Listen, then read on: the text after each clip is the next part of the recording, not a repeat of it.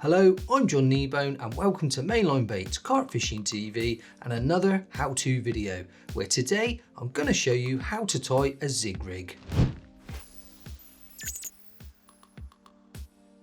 Okay, before we get into the step-by-step process of this video, I just want to run through a few of the items that I'm going to be using in a little bit more detail. And first up, I'm just going to talk about the line that I'm going to be using for the rig.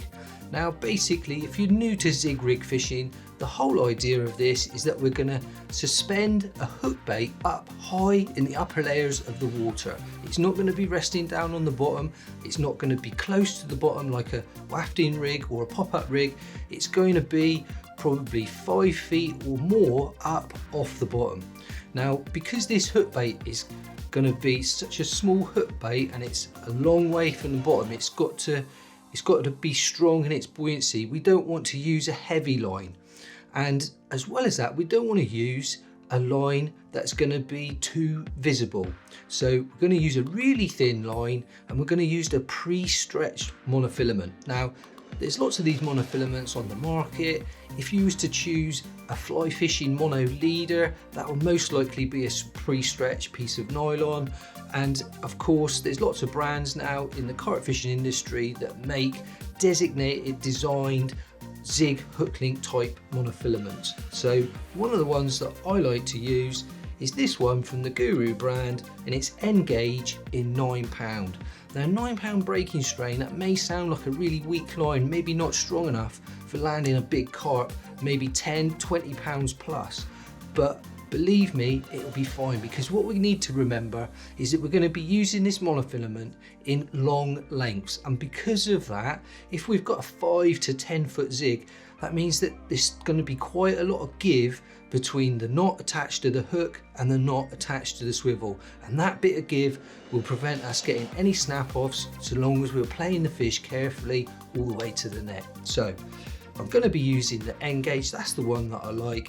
Like I say, it's a pre-stretched, really low diameter line, so it's going to be very light, so it's going to be very easy for a small buoyant hook bait to hold it and suspend it all the way up through the water column. It's not going to be pulling that hook bait down, and when the carp are swimming around in these upper layers, they're not going to see the line either. So that's the line.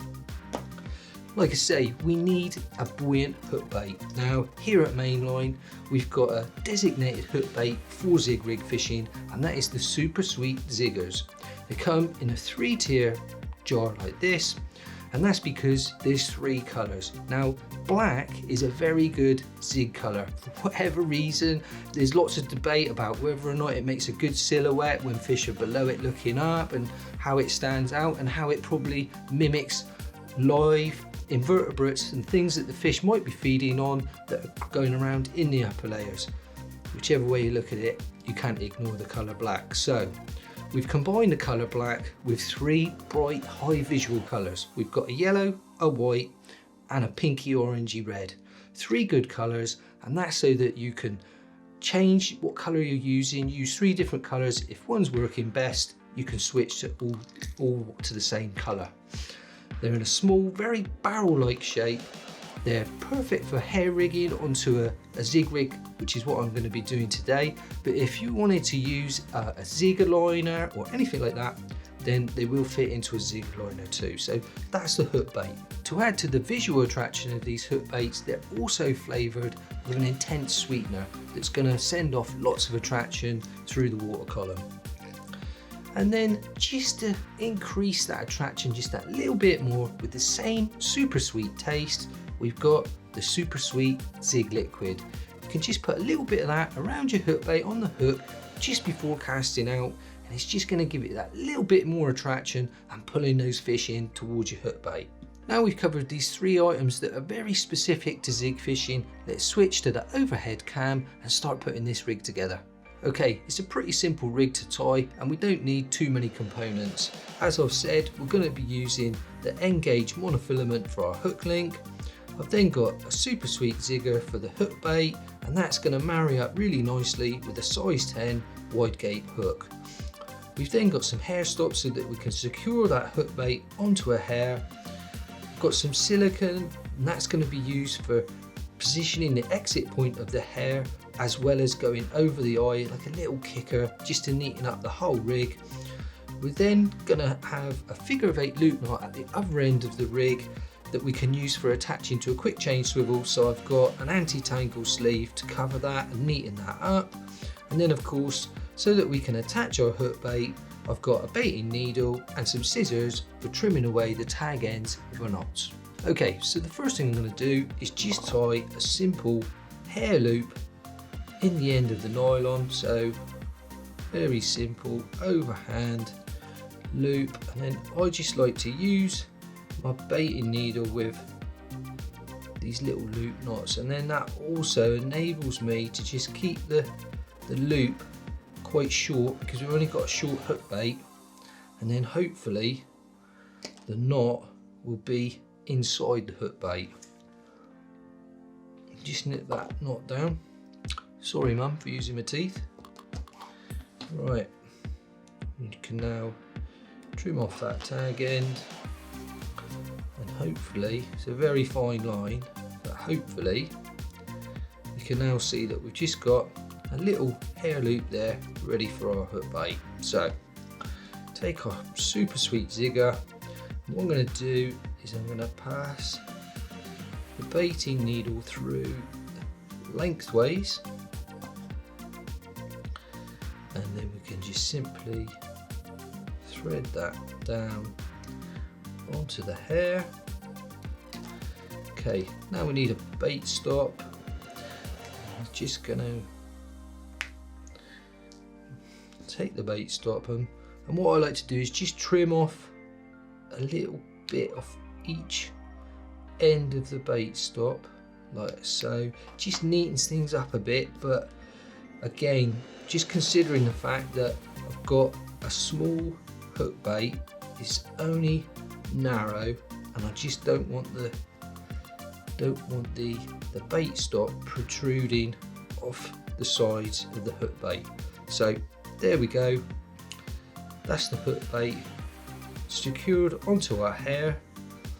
So now's the time you need to pick the length of your hook link, and obviously that depends on the depth of water that you're fishing and whereabouts in the water you want to position your hook bait off the bottom. So if you're looking to tie an 8-foot zig, what I would recommend is taking off 9 feet of your hook link. So you've got 8 feet to position the hook bait 8 feet off the lake bed, but you've also got a foot to 30 centimeters that's going to allow some nylon for you tying your knotless knot at the hook end and a loop knot at the other end for attaching to a quick chain swivel. We'll get to those stages in a minute, but like I say, just make sure you allow yourself another foot, maybe even 18 inches, just so that you've got room to tie those knots. Now, just for demonstration purposes, I'm only going to take away a couple of feet of the mono, and then what I'm going to do is take our silicone tubing. This is the small size. I'm just going to cut off a small piece of silicone like so. Hopefully that stays on the end of my finger. There we go. As you can see, just 2 or 3 mil of silicone there, and then I'm going to thread that onto the nylon like so. So now we need to take our size 10 wide gape hook. That's going to match up to our little hook bait perfectly, and again it's all quite fiddly with small components, but we're then going to carefully thread that down through that bit of silicone and around the bend of the hook, and then so it's positioned on the hook like so, and then we can pull our nylon down until the hook bait is tight against the hook and the hair is just coming off just before the bend of the hook, and it's there opposite the barb of the hook. That's a good good way of measuring exactly where you want to position that hair. Okay, now we can take the other end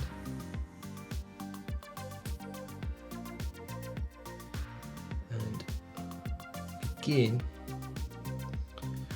our knotless knot. So we go through the back of the hook, and then I'm actually going to tie my knotless knot a little bit differently because it's a zig rig, and I'll explain this to you in a moment. But I'm going to go down the hook once, twice, 3 times, 4 times, 5 times, 6 times, 7 times, 8 times, 9 times, 10 times. I'm doing well seeing as I can't see my toes. 11, 12 times, and then I'm going to come back down once, twice. I'm going to pinch all that nice and tight. Take my tag end again, go through the back of the hook, put everything down tight, just get that hair into position again. There we go. Okay, and now we've got our knotless knot all neatly tied, securing the hook. Now, the reason I'm using 12 turns is, as I was saying, we're using a pre-stretched monofilament, and we're using it in a very light breaking strain, 9-pound breaking strain. Now, just by using double the amount of loops in that knotless knot, normally I'd use 6, but here I've used 12. Those extra coils of mono, they just add a little bit of buffering, that when you hook a fish and that knot just sneaks down a little bit tighter than how you tied it, you've just got that little cushion of the extra coils of line in the knotless knot just to absorb that little bit of shock, and it just ensures that you're just not going to snap off on the hook eye when you've got an angry carp playing it into the net. Any jolt off of that fish, we've just got a little shock absorber there. Right, we're nearly there. We now need to take our silicone again, and just like before, just going to cut off a very small piece of silicone, and again just 2, 3, maybe even 4 mil there, and again take the tag end of our mono. We just thread that through that bit of silicone all the way down to the eye.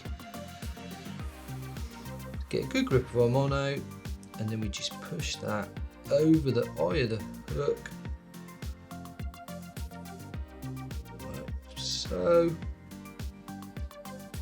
There we go. And what that little bit of tubing there is doing is it's just giving the mono a nice angle of exit as it comes away from the hook.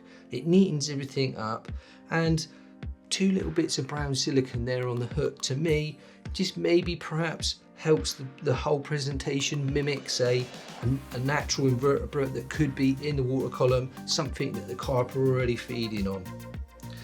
So nearly there now. The next thing we need to do is take our trusty anti-tangle sleeve. Anybody that's been watching our how-to videos, they'll know that I'm a massive fan of the humble anti-tangle sleeve, but it does such an important job. And now that we're going to be using a very long hook link like we are with the Zig Rig, it's more important than ever. And then, so that we can attach the rig to a quick change swivel, and we can also store it in a zig box, I'm going to tie a figure of 8 loop knot.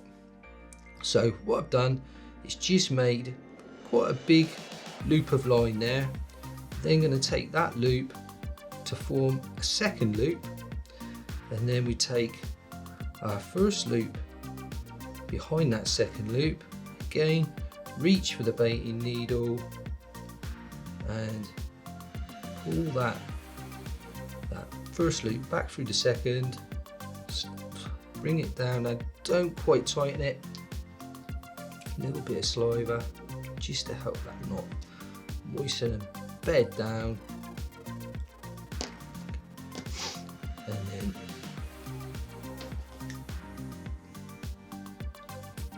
trim off the tag end, and there we go. You can see got a nice loop there to attach, like I say, to a quick change swivel. Pull up the anti-tangle sleeve. There we go. And that is our Zig rig complete.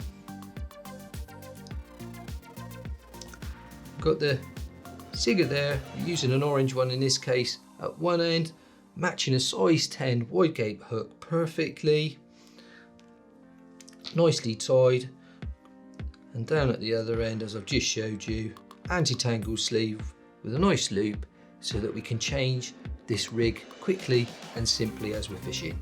Okay, tongue twister time. It's not a good idea for a Cornishman, but there you go. That's how to tie the super simple Zig rig using the Supa Sweet Ziggers.